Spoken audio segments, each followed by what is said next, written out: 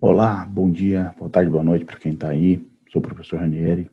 A gente vai estar discutindo aqui agora essa física, né? Essa nova física da BNCC que está deixando muita gente aí de cabelo em pé, muita gente preocupada, principalmente nas etapas iniciais, porque teve toda uma nova reformulação, uma nova mudança aí que está acontecendo perante a distribuição dos conteúdos no ensino fundamental, principalmente nessas etapas iniciais que a gente fica um pouco mais ali com cuidado, com um certo refino no nosso trato, na nossa aula, para que essas fases iniciais, sexto, sétimo, oitavo, até o próprio nono ano aí, que até então já era a fase onde tinha esse contato com a física, com a química também, de maneira mais comum, digamos assim. Agora a gente precisa ter uma mudança aí. O intuito dessas aulas aqui, desse curso em si, é que a gente possa mostrar ao professor, àquele que está em contato aí com as turmas nas fases iniciais, saber aonde colocar a física. A gente sabe que vem na faculdade, vem um certo tempo, não tem mais contato com aquele assunto, fica meio que complicado relembrar de tudo. Então o intuito aqui é justamente esse, de ajudar, de mostrar, de ver onde que cada fase, cada foco ali a gente tem para trabalhar, para discutir em cima de cada fase. E aí, pegando a distribuição que a gente tem nos anos na sequência que a gente tem, né, falando primeiro agora do sétimo ano, onde aparece a física mais condensada ali para o aluno, ele já começa a ter contato ali com a parte da mecânica, né, a parte de máquina simples, de leis de Newton, essa parte inicial que a gente vai estar discutindo aqui agora com vocês durante essa videoaula.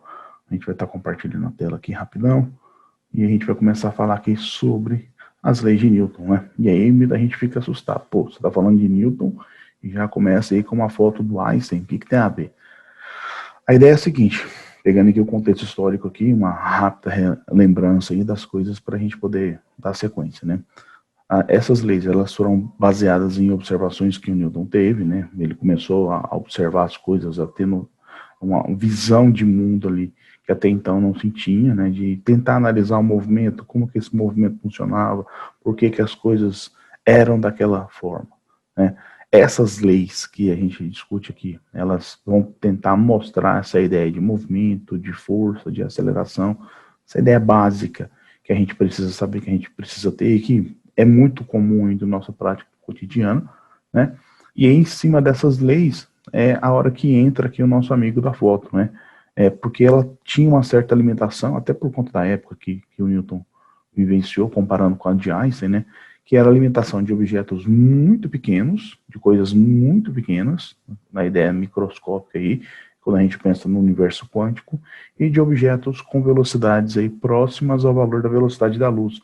E quando a gente pensa na ideia da relatividade restrita, da relatividade geral, proposta aí pelo nosso amigo da foto, que é o Einstein. Então, essa complementação, ela só foi surgir aí, digamos assim, em 1905, que é o conhecidíssimo ano do milagre da física, onde esse amigo da foto, né, propôs aí essas ideias que a gente tem. Bom, então a gente tem aqui dois grandes nomes que a gente sempre fala para os alunos, que é o Newton, que é o pai da física aí, da física clássica, e o Einstein, que é o pai da física moderna, né? O cara que teve aqui aquela visão diferente de mundo ali para a física moderna. Então a gente tem esses dois pilares aí de extrema importância dentro aqui do universo da física, dentro principalmente aqui do universo da mecânica, tá bem?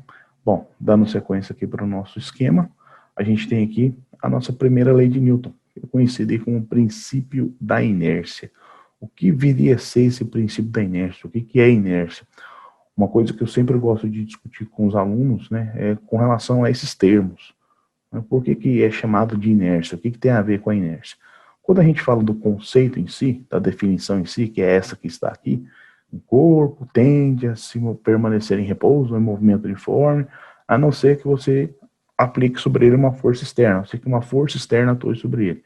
E esse nome força externa, ele vem por conta de que você mesmo, você próprio, não consegue tirar você do lugar. Você precisa de um agente externo, você precisa de um apoio, você precisa de alguém te segurar, te sustentar.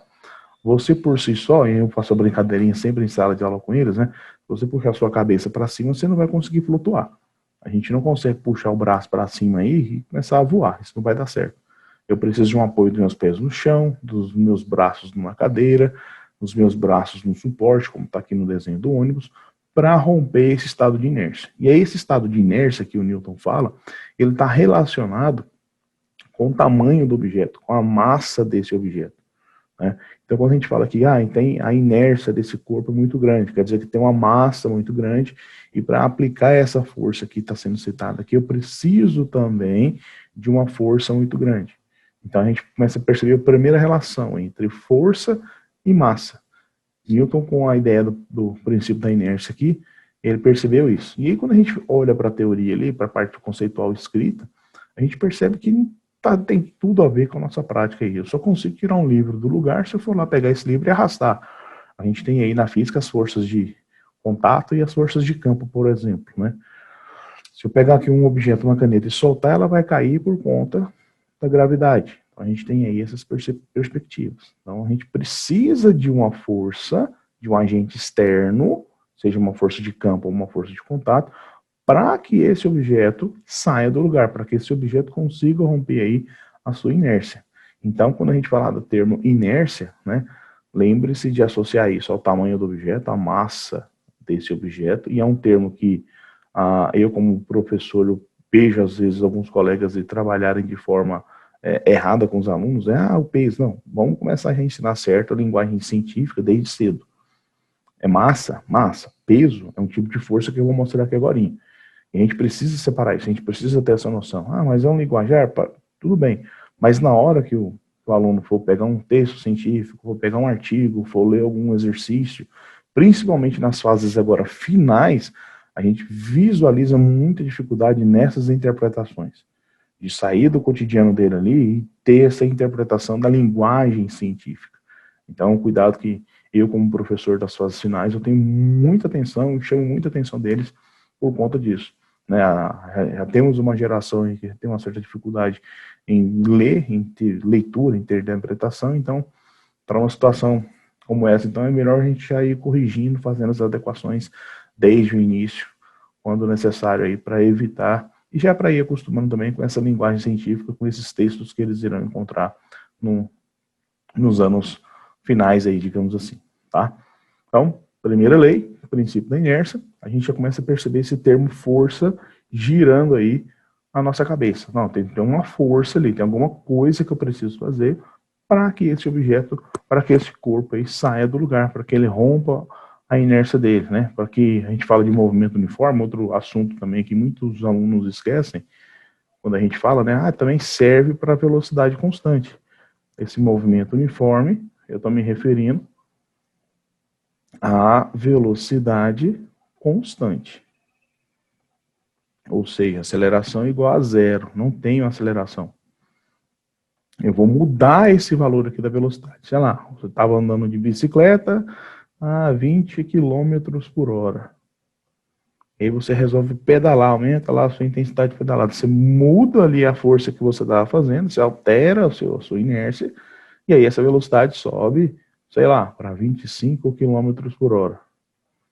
Essa alteração de velocidade, você mudou aqui o seu movimento uniforme. Você aplicou uma força para gerar uma aceleração, para mudar a velocidade.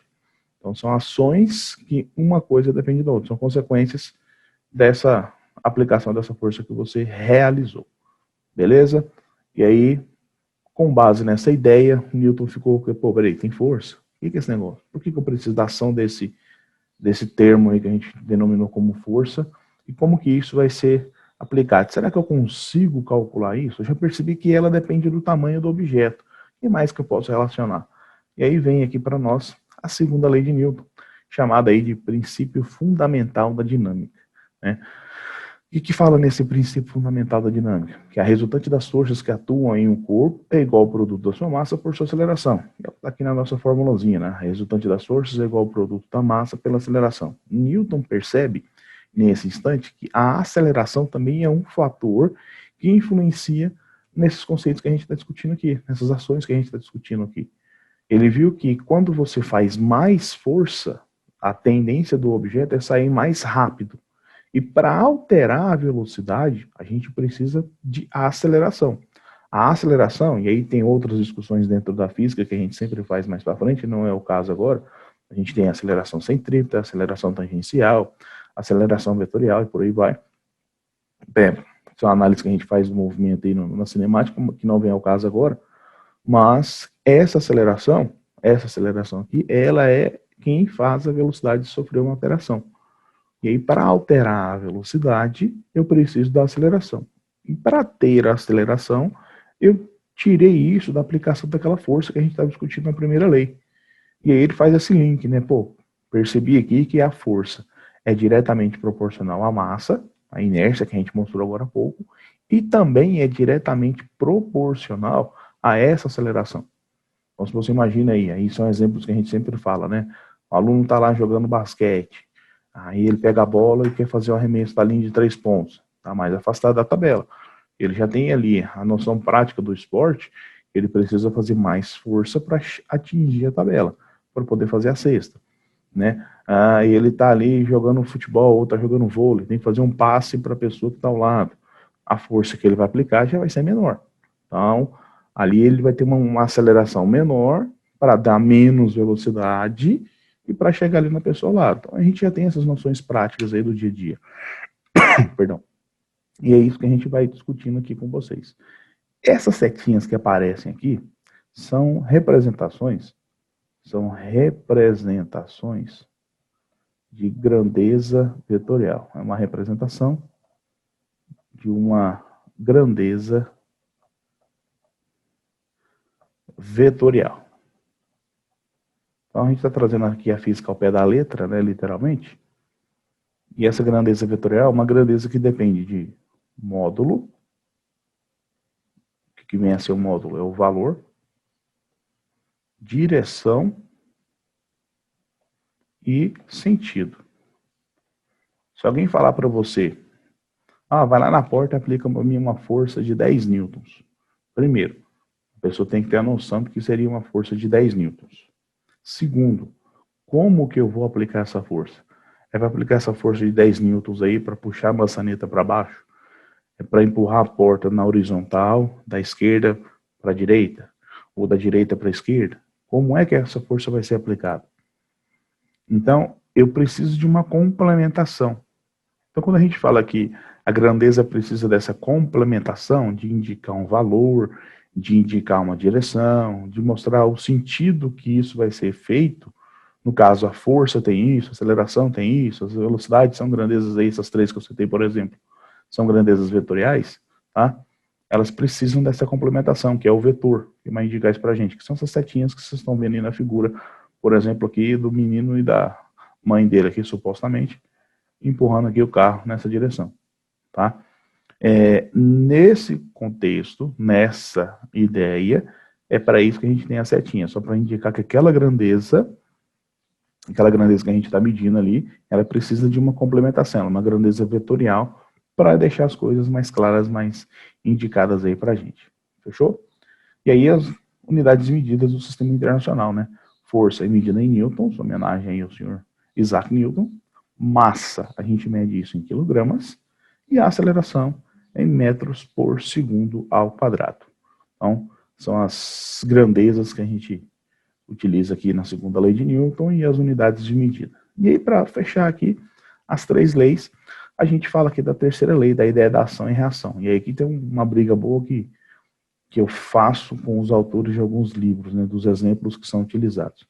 Porque se a gente pega ao pé da letra ali, o conceito, né, a definição da terceira lei de Newton, ele fala que a cada ação existe uma reação de mesmo módulo, mesma direção, só que com sentido contrário. Então, se você aplica uma força em determinada direção e sentido, existe uma reação no sentido oposto, naquela mesma direção. E essa força, essa reação, ela tem o mesmo valor da ação que você promoveu, da força que você fez, do valor dessa força. Bom, olhando o conceito assim, para o aluno, e tentar extrair exemplo, aí aparecem aqueles exemplos toscos. A pessoa bateu na parede, a parede bate na pessoa. Eu trombei no carro, o carro trombou em mim. Não. Vamos pensar nas coisas mais práticas para tentar entender isso. Um exemplo que eu acho muito fácil de fazer e que depois o aluno pode brincar com isso em casa ou quando estiver aí andando no supermercado da vida, é quando você, por exemplo, imagina um carrinho de supermercado. Não sei se eu vou conseguir desenhar o carrinho aqui só para ter essa noção. Mas imaginemos aqui um carrinho de supermercado e você está empurrando esse carrinho aqui para a direita. Você está aplicando aqui uma força. Independente se esse carrinho está cheio ou não, tá? Você imagina que você está empurrando ele aí. Ah, eu estou empurrando um carrinho cheio. Estou imaginando cheio. Ah, eu estou empurrando um carrinho vazio. Esquece isso. Eu quero que você pense da agora para frente. Porque imagina que você encontrou aqui na frente um outro carrinho. E aí esse outro carrinho,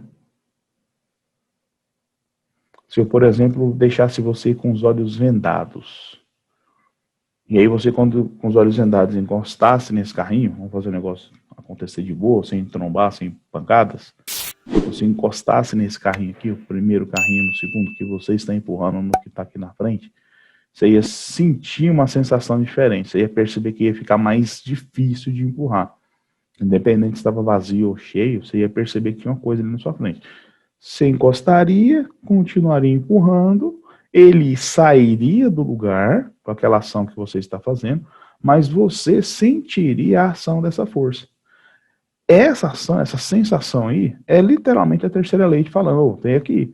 Porque quando você está empurrando esse carrinho aqui, eu vou chamar de carrinho A, e aqui carrinho B, só para dar nome, o carrinho A encosta no carrinho B e o carrinho A faz força no carrinho B. Então tem uma força aqui, ó, que o carrinho A, uma força, e o carrinho A faz no B. Vou chamar de FAB aqui. E aí, quando você empurra o carrinho B lá, o carrinho A está empurrando o carrinho B, surge uma reação, que é aquela sensação que você percebe ali depois no final, né? Oh, peraí, ficou mais difícil. É a força que o carrinho B está fazendo no carrinho A. É o que a gente chama aqui de paração e reação, né? São pares de forças que têm mesmo tamanho, mesmo valor, mesma direção, só que com sentido oposto. E que a gente tem aqui essas aplicações para a gente poder definir. Seria um exemplo que a gente traz aí para isso, para entender essa aplicação da terceira lei de Newton. E aí, quando a gente fala de pares de forças, de ação e reação, é interessantíssimo a gente lembrar que são forças aplicadas em corpos diferentes. A ação foi feita pelo A sobre o carrinho B. Então, onde está a ação? A ação está aqui no B. A reação foi feita pelo B, mas ela foi sofrida por quem? Pelo A. Então, onde está a reação? A reação está aqui. Então, essa aqui seria a força de ação, que é feita nesse cara, e essa aqui seria a força de reação, que é sentida por esse cara que está aqui. Então, a gente tem que tomar cuidado aí com essas definições e aplicações. Então, quando a gente está empurrando alguma coisa, fazendo algum tipo de força, você pode também pensar ao contrário, né? Ou um gancho ali para ir num carrinho no outro, você puxa o primeiro carrinho, né? Ou você vê aquele pessoal que fica arrastando um monte de carrinho para guardar lá no supermercado, por exemplo. São situações que a gente pode mostrar isso aí acontecendo. Essa ideia de ação e reação, né? Quanto mais coisa ali, mais você vai perceber que vai aumentando essa força por conta dessa reação, porque são corpos diferentes. Ali não é uma coisa só, tá? E um cuidado, né? Aqui uma clássica discussão dos livros de física, né? Você tem ali aquela ideia da ação e reação, né? Se a carroça puxa para trás com a mesma força, como o cavalinho está perguntando aqui, que eu faço para frente, como é que eu vou conseguir tirar do lugar? Se eu estou fazendo força sobre a carroça, do jeito que está sendo citado aqui no nosso contexto, né? Então, como que isso vai acontecer? Lembrando que eu falei agorinha aqui, a nossa ideia de ação e reação, ela é aplicada em corpos diferentes. Então, quando a gente lembra lá da segunda lei de Newton, né, a resultante das forças é igual ao produto da massa pela aceleração, não é que uma força é igual à massa pela aceleração, é a resultante. E aí eu posso ter uma força como resultante ou várias forças gerando uma resultante. Então, é essa resultante que eu tenho que tomar cuidado. A resultante na carroça está para frente aqui, é por isso que ela sai do lugar. Ah, tem atrito aqui, é roda, diminui a dificuldade para arrastar ela. Verdade, por isso que a resultante está para frente. A resultante no cavalo, tem que lembrar que eu tenho um atrito que ele usa aqui das patinhas dele com o chão. Ele faz força com o corpo dele para isso. Então, a resultante do cavalo também está para frente. Existem mais forças? Tem força peso, normal. Eu vou estar mostrando aqui para você agora há pouco Mas é esse cuidado que a gente precisa ter. Esse para-ação e reação ele é sempre aplicado em corpos distintos, corpos diferentes. Tá? E aí os tipos de força, conforme prometido aqui alguns segundos atrás, né? Falando aqui de algumas forças que são interessantes que eles saibam, né? Primeiro, a força-peso, força com que os objetos são atraídos aí pela Terra, né? Os que estão próximos. O peso é calculado aqui pelo M vezes G, P de força-peso, por isso que eu falei para tomar cuidado, né? De força-peso com massa, são grandezas diferentes. A aceleração, representada aí pela letra G, né? A aceleração da gravidade. No nosso caso aqui, nesse nosso humilde planetinha, a nossa aceleração da gravidade a gente arredonda aí para a galera do ensino fundamental e médio com um valor de 10 metros por segundo ao quadrado. O valor real aí é de aproximadamente 9,81 metros por segundo ao quadrado. Isso aqui na Terra. Curiosidade, na Lua, aceleração da gravidade de 1,6 metros por segundo ao quadrado. Tá? Então, só para a gente ter uma curiosidade aí em cima desses aspectos da aplicação da força-peso. Então, você, quando solta um objeto, esse objeto cai, a gente fala que é por conta da gravidade, né? Por conta da aceleração da gravidade, essa aceleração, ela vem de algum lugar, tá? Ela vem da força-peso, que vai gerar a aceleração da gravidade, que vai fazer com que esse objeto caia com velocidade, né? Vai aumentando essa velocidade até atingir o solo. Força normal, o termo normal para nós na física sempre vai representar a ideia de perpendicular, de 90 graus, né? Então, toda vez que eu tiver uma força que é perpendicular ao plano de contato, à superfície de contato, e aí não importa se é uma coisa que está apoiada sobre a mesa, que você está apoiando sobre uma parede, que você está empurrando contra o teto, não importa. Tem um plano, tem uma superfície de contato? Tem. Então, eu vou ter ali uma força perpendicular a esse plano, a essa superfície. Essa força chamada de força perpendicular a essa força, a gente vai dar o nome de força normal, né, representada ali pela letra N, ou tem livros que trazem aí, no seu livro que é utilizado aí pela escola, como FN, de força normal. Outra força muito comum, e aí um gancho que a gente pode trazer para falar é com relação a pessoas que gostam de tocar instrumento musical, por exemplo, né, a gente fala de força de tração ou tensão. Você tem que regular a tensão na corda do violão, da guitarra, do baixo, do violino, sei lá qual instrumento que é tocado, para ter ali uma afinação desejada. Então, essa força de tração, essa tensão na corda, é uma força que a gente dá o nome para esses tipos de objetos, seja lá um fio, uma linha, um arame, uma corda. Objetos com esse formato, com essa ideia, é que a gente dá o nome de força de tração ou de tensão, representado pela letra T aqui, conforme indicado. Então, aqui já foram 3 forças conhecidas que a gente tem aqui para discutir com a galera. Força-peso, né, relacionada à gravidade, aos objetos que são atraídos aí pela Terra, por exemplo, ou por outros planetas, né, que estão próximos a ele. Força normal, uma força que está aí perpendicular à superfície de contato. E a força de tração ou tensão, os dois nomes são comuns, que é uma força que você tem em fio, corda, arame, linha. Então, são forças que serão discutidas aí e que devem ser discutidas e apresentadas para eles, para que tenham essa noção. Força elástica, a gente fala que é uma força de deformação elástica, né? A capacidade que o objeto vai ter de se deformar e voltar à posição inicial, seja esticando, seja contraindo, né? Aí você pode lembrar de uma mola, de um elástico e de outras coisas também. Vamos sair da mesmice do ponto comum. A nossa pele tem uma elasticidade. Você consegue deformar a sua pele, esticar ela um pouco e voltar ela fica ali na posição em que ela estava inicialmente, né? A caneta, se você pegar a sua caneta e flexionar ela um pouco, você vai ver que ela deforma um pouco. Ela tem uma certa elasticidade, mas tem limite para isso. Não posso fazer isso a esmo aí e achar que vai dar certo. Não tem um limite para isso acontecer. Essa força elástica, a gente vai calcular ela aqui com o Kx, né?